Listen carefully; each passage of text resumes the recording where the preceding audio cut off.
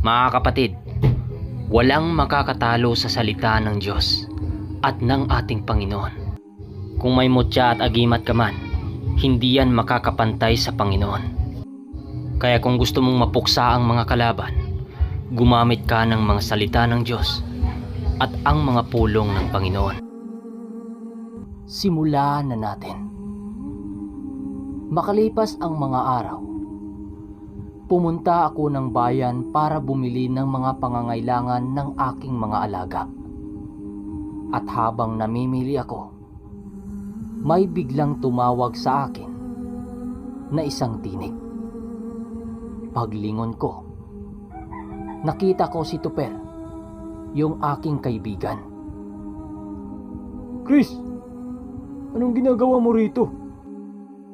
Bungad na wika nito sa akin. Eto, bumili ako ng mga pangtali sa mga manok ko eh. Oh, ganun ba? Ubos na ba yung mga abaka sa inyo? Diba yun ang hinahabi mo para gawing pangtali sa mga manok? Oo nga, maganda nga yun eh. Tsaka matibay. Kaya lang nakakapagod ng maghabi nun eh. Ang hirap. Kaya minabuting bumili na lang ako rito para mas mapadali. Oo nga pala. May kinukondisyon ka bang manok ngayon? Ngayong linggo na to? Oo, meron. Pero abala ako sa paggawa ng mga kulungan eh. Alam mo naman, nagpaparami ako ng mga sisiw para may maibintang manok sa susunod na mga taon. Kamusta naman yung tropa natin sa baryo? Ayos lang ba sila? Ayos lang naman. Nakikigapas nga kami sa palayan nila Rix eh. Kahapon, ba't hindi ka pumunta roon? Sus naman oh. Paano pupunta ako dun? Hindi ko naman alam na kahapon pala ang gapasan. Paano ba naman kasi?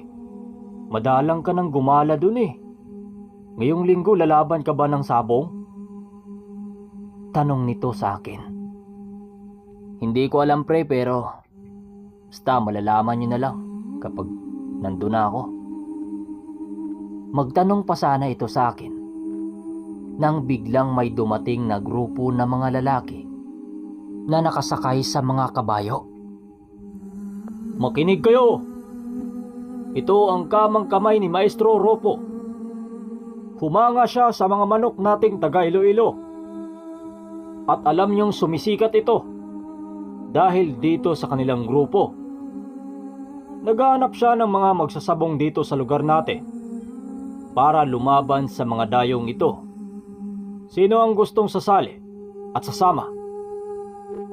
Wika ng lalaking kasama ng dayo na taga-baryo lang din namin.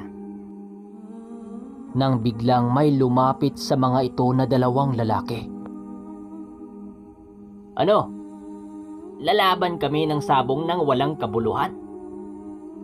Biglang lumingon yung kasama ng mga gabayong dayo at sumagot ng, salapi ang kapalit kapag mananalo ka. Kapag nananalo kayo sa laban, may kapalit na malaking halaga na pera. Nang sa hindi inaasahan, nagtaas ng kamay si Tuper na aking kaibigan. Ako! Sasama ako! Pre, sigurado ka ba? Hindi pa natin alam kung ano talaga ang totoong nangyari. Sasagot pa sana ito sa akin nang biglang nagsisipayagan ang ibang mga sabongero sa lugar na yon. Ako, lalaban ako! Ako rin, lalaban ako! Pre, mahirap kumita ng ganun kalaking pera ngayon. Kaya sasali na ako. Bahala ka. Pero pre, hindi mo kilala ang mga dayong yan. Baka ano pang gagawin yan sa'yo eh. Wika ko subalit. Hindi na nakinig yung kaibigan ko. At sa sandaling yon, ay sumama na sa mga dayo na mga sabongero ang lalaban. Dahil sa mga kaganapan, pinili kong sundan ang nasabing grupo. Sa kakasunod ko, nakaabot kami sa isang bakanting lugar na malayo sa bahay-bahay, kung saan naroon ang kampo ng mga dayong mangangabayong grupo na nagsasagawa ng paligsahan ng sabong. Maraming mga kabayo sa lugar na alam kong ito ang mga sinasakyan ng mga dayo. Pagtingin ko, napakaraming tao ang nakapaikot sa isang banda. At sa gitna ng mga taong nakapaikot, naroon ang mga dayong nagsasagawa ng paligsahan. Meron ding mga bantay sa labas na kargado ng mga bangkaw at pana. At upang masilayan ko ang mga kaganapan, pinili kong umakyat sa isa sa matataas na puno para makita ang mga kaganapan. Maraming sabungero ang dumalo. Dala-dala ang mga manok at pag-asang isa sa makakatanggap ng papremyo. Kitang-kita ko sa aking mga mata ang pagkapanalo ng aming kababaryo na si Mang Kino.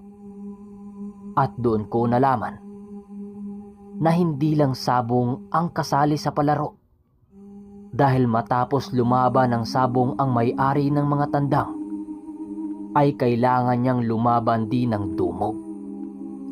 Ang dumog ay isang pakipaglaban ng kapwa-tao. Kumbaga sa atin, wrestling na yon. Nakakatanggap ito ng pera at isang bagay na nakabalot sa maitim na tela na sinasabing ginto ang laman. Nakita ito ni Tuper na siyang nagbigay sa kanya ng kaganahan para sumali. Hanggang sa gumitna na ang isang lalaking nakasuot ng sombrero na gawa sa balat ng hayop, na kilalang pinuno ng samahan ng dayo. Naghubad ito ng sombrero at kaagad ng pumwesto. Meron itong iminungkahi na kahit matatalo niya ang mga sumubok, bibigyan pa rin niya ng ginto. Kaya marami ang nagkakarandapang mga sabungerong lalaban at lalaban din sa dumog para sa ginto. Kaya halos magbanggaan ang mga tao dahil sa pag-aagawang maunang sumali. Gumitna na yung lalaking nakasombrero ng balat sa hayop. Dala ang panabong na kulay abuhin. Ang makakalaban ng tandang niya ay 3 sunod-sunod. Isa si Tuper ang kasama sa 3 na lalaban sa grupong dayo. Sa unang bitaw ng tandang ay 5 segundo lang ang itinagal nang tuluyang matalo ang panabong ng mga kasama nila Tuper. Kaya kaagad binitawan din ang pangalawa sa nag-iisang manok ng kalaban. Subalit isang waglit lang, butas kaagad ang tagiliran ng pambato nila. Hanggang si Tuper na ang kasunod na lalaban. Pero maging ito man ay pinaglalaroan lang ng mga panabong nito sa isang manok ng dayo. Dahil sa aking mga nakita, alam kong mabagsik ang dayong ito. Hindi lang ito magaling sa salamangka, bagkus meron din itong mga karunungan na hindi ko pa nakikita. Hanggang sa kinakailangan na ng 3 sumalang na lumaban ng dumog sa isang lalaki. Nagulat ako kasi sinabi ng dayo na sumugod ng sabay-sabay ang 3 sa kanya. Kaya kampante sila Tuper na madali nila itong mapatumba doon sa dumog na yon. Dahil nag-iisa lang yon tapos 3 sila. Yun ang akala nila. At nagsabay-sabay ngang sumugod yung 3. Nanlaki ang aking mga mata dahil sabay-sabay ding tumilapon sa gilid yung 3 nang magpakawala yun ng mga sipa. Habang kasalukuyang bumangon yung 3, nagkatinginan sila kasi totohanan pala yung labanan na yun. Akala nila walang sakitan o biro-biruan lang. Ano? Kaya nyo pa? Alalahanin ninyo, ginto ang makukuha ninyo kapag natalo nyo ko. Muling wika ng lalaki. Kaya naman muling nagkaroon ng lakas ng loob yung tatlo. Hanggang sa tumayo si Tuper at pumwesto para lusubin yung lalaki. Pagsugod niya sa lalaki, walang habas niya itong pinaulanan ng suntok. Subalit hindi niya magawang-gawang tamaan yung lalaki. Muli siyang nasubsob sa lupa nang matadyakan siya nito sa tiyan. Pagsilay niya sa mga kasama niya, nakita niyang muli din itong tumilapon matapos nilang sumugod. Doon napagtanto nila Tuper na kahit anong gawin nila, bigo nilang matalo yung lalaki na yon. Dahil dito, nagpasyang sumuko ang mga kasama ni Tuper maliban sa kanya. Tumalikod na ang lalaking nakasombrero ng balat sa hayop. Subalit sa hindi inaasahang pangyayari, muli itong sinugod ni Tuper. Dahil sa ginawa ng kaibigan ko, muling humarap yung lalaking pinakapinuno na nakalaban nila. Hindi pa man ito tamaan ni Tuper, nagawa na siya nitong tamaan sa sentro sa kanyang mukha, sa pagitan ng kanyang ilong. Nagawa niya ang mga bagay na yon dahil sa kanilang magkakasama, siya ang napuruhan ng husto. Tila ba nanginginit siya? Kahit anong sigaw ng mga kasama ko na naroon din, hindi nakinig yung lalaking nakasombrero ng balat sa hayop. Tinuluyan itong binugbog si Tuper hanggang sa madapa ito. Kaagad naman itong tinulungan ng aming kababaryo para maalis sa kanyang kinalagpakan. Hanggang sa muling magsalita ang isang lalaki ng mga katagang,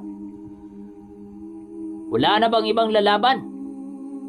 Natuwa si Maestro Ropo at lahat nakakatanggap ng pera at ginto.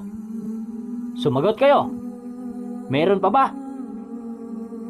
Nang walang pagdadalawang isip kong lumapit dito at nagsalita ko ng, "Manong, nasaan na yung kaibigan kong napuruhan?" Wika ko dito, subalit hindi ito nakinig sa akin at patuloy sa pagtawag sa susunod na sasali. "Manong, tinatanong kita, nasaan yung kaibigan ko?" "Hindi ko alam." "Anong hindi mo alam? Ikaw ang nagdala sa kanya dito." "Pinalabas na. Kaya kung hindi ka naman sasali, lumayo-layo ka rito." Matapos kong marinig ang sinabi nito, dali-dali akong tumungo sa bahay ng mga kaibigan ko para humiram ng kabayong masasakyan pa uwi. Dali-dali akong umuwi sa bahay at kinuha ko ang tandang na binigay sa akin ng lalaki na aking tinulungan. Ito na ang dinala ko dahil alam kong kakaya nito ang mga manok ng dayo. Pagbalik ko sa sentro, naabutan kong nagtatawag pa rin ng mga sasali yung lalaking kababayan namin na konsabo nung mga dayo. "Oh, sino pa ang sasama para lumaban na?" "Sasali ako." Nang biglang lumabas sa likuran ko sina Rex at Carlo. "Sasali din kami. Patutumbahin ko ang mga mayayabang na dayo na yan." "O sige, sumakay na kayo sa mga kabayo nyo. Aalis na tayo." Wika ng kanang kamay ng punong baryo at kaagad na nga kaming nagsisisampahan sa mga kabayo. pagbaba namin sa mga kabayo, ay naroon na ulit kami sa lugar kung saan nagaganap ang laban. At nakita pa namin ang 5 sa mga lalaki na lumabas na galing lumaban din. Pagpasok namin sa loob, ay hindi ko inaasahang sumali din pala si Mang Bano sa palaro ng mga dayo. Pero 2 sa mga manok nito ang talo dahil hindi na nito nakaya pang maglaro. Nang dumog, ang anak nito ang sasalang. At doon ko nakita ang kahusayan ng anak ni Mang Bano pagdating sa labanan ng dumog. At doon ay humingi ito ng 3 makakaharap niya para makipagkatunggali sa kanya. Agad namang nagbigay ng 3 manlalaban ang pinuno ng mga dayo na mahusay din pagdating sa dumog. At doon ay pinagtutulungan ang anak ni Mang Bano ng 3 sa mga manlalaban ng dayo. Pero dahil sa kahusayan at lakas ng katawan nito, nagagawa niyang mapatayan ang kilos ng 3. Pero nang tumagal na ang ilang minutong laban, ay tila ba hindi na nakaya ng anak ni Mang Bano ang salita ng mga atake. Akmang iuntog na niya sa lupa ang isa ay nakuyog naman siya ng 2. Ang pagkakamali lang niya dito, porke anak siya ng pinunong baryo, kampante siyang lumaban sa 3 sa pag-aakalang hindi siya tutuhanin ng mga ito. Pero iba ang kinalabasan nang magpakita ng mga galaw ang mga ito. Pero dahil sa kababaryo namin ito, kaya naman marami ang ilan sa amin na nais ipaghiganti ito. Kung hindi pa inawat ang mga ito, baka tuluyan ng mawala ng ulirat ang anak ni Mang Bano. Nang tawagin ang sino pa ang lalaban, kaagad na akong pumasok para ako na ang humarap. Dahil walang patakaran ang sabong na yon pagdating sa ulutan. Kung ano ang ilabas ng mga ito, yon ang aking makakalaban. Dala-dala ang panabong ko habang lumakad papaloob. Sa pagpapatuloy ng kwento, ay ang magaganap ng aming matinding sagupaan. Nang makalapit na ako sa bahaging gitna ng paglalabanan, kaagad naglabas ng isang panabong ang isa sa grupo ng nagpadaos ng laban. Ayan na, tinanggal na ang saguba ng kalaban, kaya ganon din ang aking ginawa. Matapos ibitaw ay kaagad umupo ang kalaban na para bang normal lang sa kanya ang laban na yon. Paglapag ng mga panabong ay hindi man lang nakapagpakita ng estilo ang kalaban na yon. Dahil nang magsangkaan pa lang sa taas, kaagad na itong tinamaan ng napakatindi. Pagbagsak ng 2 panabong sa lupa, ay bigla na lang nangisay ang kalaban na siyang ikinagulat ng mga dayo. Napatayo ang isa sa grupo ng mga dayo habang tinititigan ang panabong na aking binitawan. Aba, kakaibang tao ang sumali ngayon. Magaling. Dahil sa nakita ko sa mga manok mo, bata, bibigyan ko ito ng 2 kalabang sabay-sabay. Kapag nalagpasan ito ng panabong mo, 3 parte ang makukuha mo dito ngayon. At madagdagan pa ito kung sakaling sasalang ka sa dumog. Wika ng isang lalaki na kaanib sa samahang yon. Habang nanatili akong nakatayo, hawak ko pa rin ang panabong. Matapos ang laban, ay muling naglabas ng 2 panabong ang mga dayo. Dahil sa kagustuhan ng grupo, Naisip ko noon na kapag sabay na bitawan ang tatlo, magiging rambol ang laban na yon. Alam ko ring nagpalatay ng salamangka ang mga ito dahil sa mga lumitaw na mga orasyon sa aking isipan. Subalit nang bitawan ang dalawang panabong ng kalaban, nagulat ako dahil ang buong atensyon ng dalawang manok nasa aking panlaban. Tila ba magkambal ang kalaban, pero pumasok din sa isipan ko na hindi yon kambal dahil sa magkaiba nitong kulay at pagmumukha. Kaagad sumugod ang dalawang tandang nang sabay-sabay. Ang isa papalipad habang ang isa ay nakaabang sa ilalim. Kaagad sinabayan ng panabong ko ang isang pumaitaas at muling nagulat ang mga dayo dahil sa taas palang wasak kaagad ang tagiliran ng manok nila. Mas lalong namangha sila dahil imbis na lumapag ang panabong ko malapit sa isang tandang, ay pinili nitong lumapag sa malayong parte ng pinaglalabanan. Kaagad ding sumugod ang isa, pero paiba-iba ang atake nito. Paibaba din. Kaagad naman itong napaibabawa ng panabong ko. At saktong nakahawak ito at walang habas na nagpapakawala ng matinding atake sa kalaban. Napatakbo ang kalabang tandang, pero humandusay rin ito.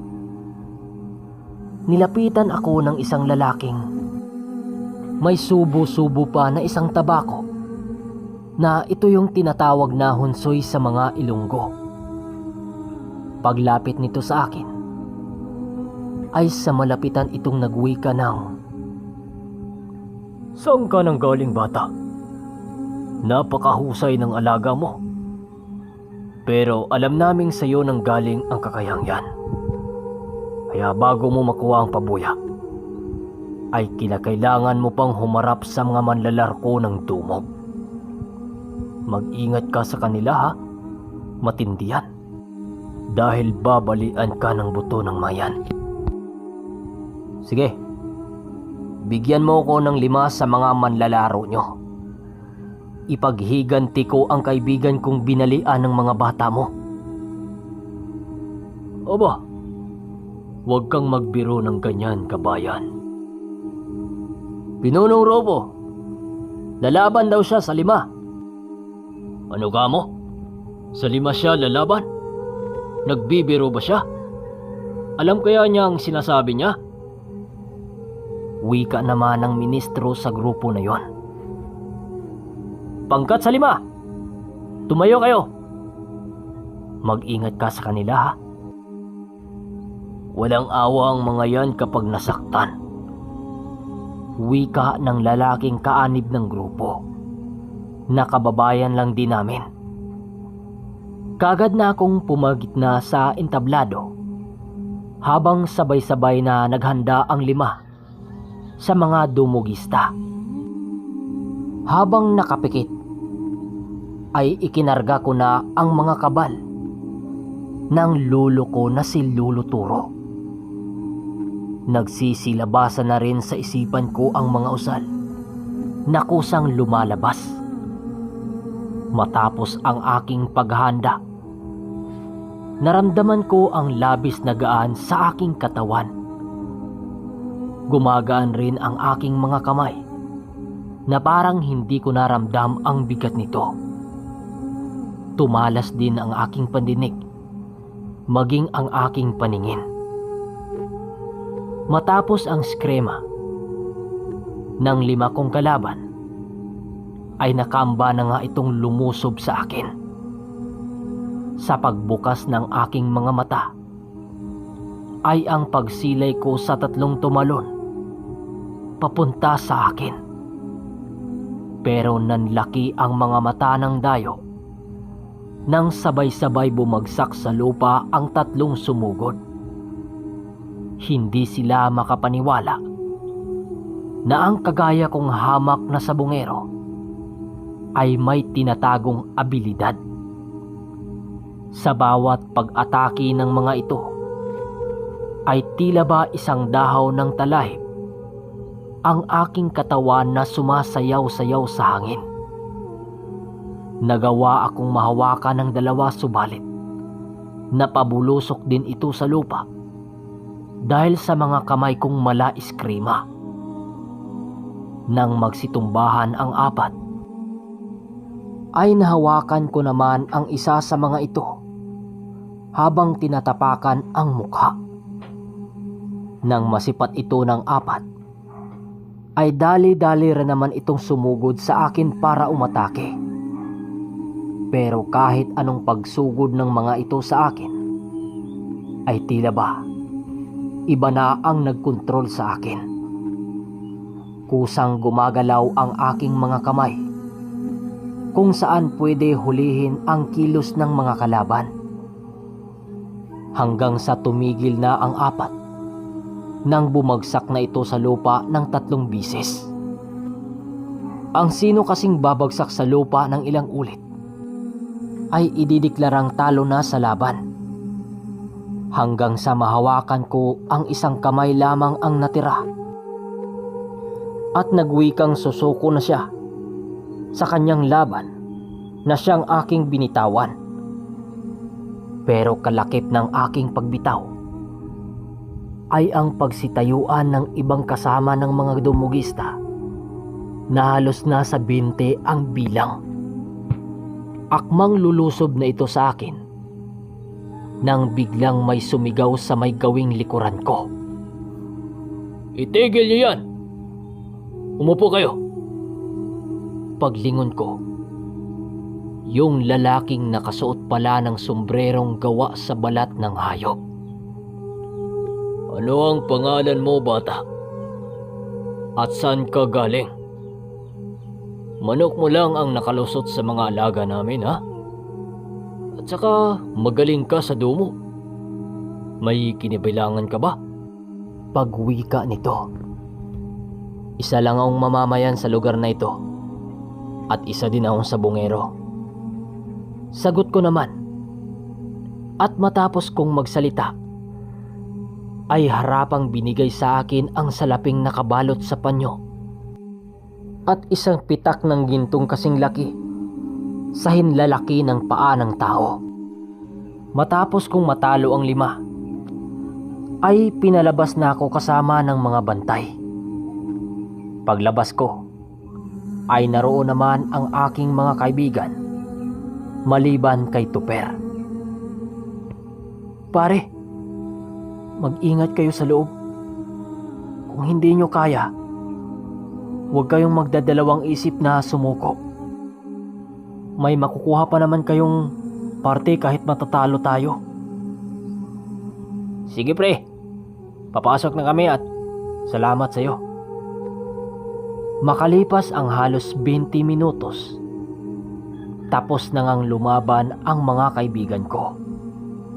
Wala sa mga manok nila ang panalo at maging sa dumo. Sa kasamang palad, talo sila. Pero kahit ganon, may pera at ginto pa rin silang natanggap. Pero hindi gaya sa mga nananalo. Habang naglalakad kami papauwi, sinamahan ako ng mga kaibigan ko. Pare, ayos lang kayo? Hindi ba kayo nagkaroon ng bali? Pag-alalang wika ko sa mga kaibigan ko. Ayos lang ako, pre. Medyo masakit lang tong isang daliri ko eh. Naitukod ko nung gumulong ako sa lupa. Ganun ba? Dapat kaagad mahilot yan. Baka mamamaga. Oo nga pala. Sapat na ang perang natanggap natin upang labanan ang mahabang tag-init sa buwang ito. Oo nga, Chris. Ang hirap humanap ng trabaho ngayon. Yang bihag mo ba, dalhin mo sa bahay ninyo? Wika ni Carlo. Ha? Bakit ko naman dadalhin sa bahay yun eh? Hindi naman kumakain ng talunang manok si Lula. Alam niyo yun, di ba? Sagot ko naman. Kung ganon, ay paparisan natin yan ng tuba sa ibyok. Ako ang bahala sa mga Ricardos. Sagot naman ni Rex. Oo nga, mas maganda. Pero, sana ayos lang si Tupper. Yun pa naman ang tagaluto natin. Nabalian ba siya? Hindi naman, pero maraming pilay. Tsaka, may malaking bukol yun sa mukha. Gawa nung nakalaban niya. Wika naman ni Carlo. Makalipas ang mga minuto, ay ang pagdating namin sa aming tambayan. Nasipat naming nakabang si Tupper doon. Kaya dali-dali namin itong nilapitan at kinamusta ang kalagayan nito. Ayon dito, ayos naman siya dahil lahat ng pilay niya ay naibalik na sa dati sa tulong na rin ng manghihilot. Napanatag naman na kami sa aming kaibigan dahil kahit papano ay hindi naman ito nabalian sa laban. Nagpresenta pa nga ito na siya ang magluluto sa bihag naming dala. Dahil sa nakita naming kaya naman ito, pumayag na kami na siya ang magluto. Ako ang nagpakulo ng tubig at si Carlo naman ang maglilinis sa manok at ang kukuha ng tuba.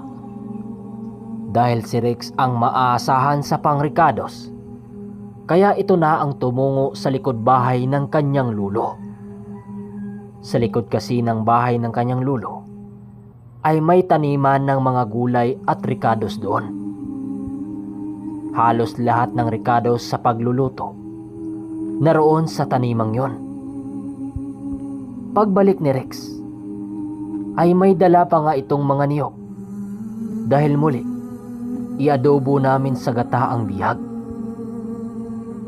Hoy, Carlo! Nasaan na yung tuba na sinasabi mo? Bunga na wika ni Rex. Huwag kang mag-alala, Rex.